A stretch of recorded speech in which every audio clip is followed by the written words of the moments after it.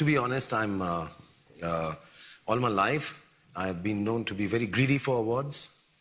I love awards. I love the feeling of going on stages, picking it up over my head and screaming out to even guys and girls who don't like me, I love you and all.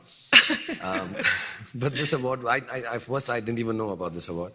The work that I've got for is kind of being standing in support of women who've been brutalized by acid attacks.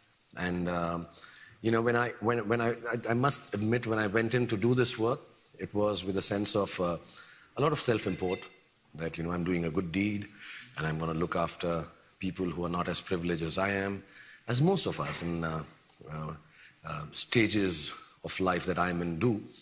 And I realized that working with these ladies, some of them very sweet, there was Nidhi, and I'll tell you the names later, but they were not at all looking for any kind of charitable act or empathy from me. They were just looking for some kind of solidarity. They were completely okay with what had been done to them. They were not okay, but they had moved on. And what came to me was that they were absolutely wanting to deny a part of a sense of victimhood.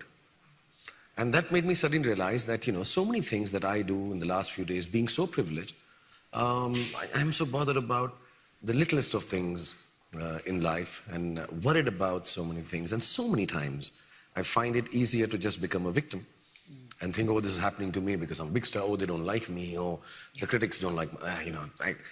And it certainly made me a different person in the last 2-3 years. And so when I got this award, even this foundation, I've not really spoken to anyone about it. I wanted to keep it under wraps and just do this because I wanted to do it for my kids, my daughter specifically. So when I get this award, it's really a kind of an acceptance of the heroism instead of the victimhood of people who have suffered things like this. And it's on behalf of them that I take it. And I'm extremely grateful and humble because just last night I started feeling even more charged that, you know, I've done very little. It's minuscule what I'm doing. And I don't want to do it anyway.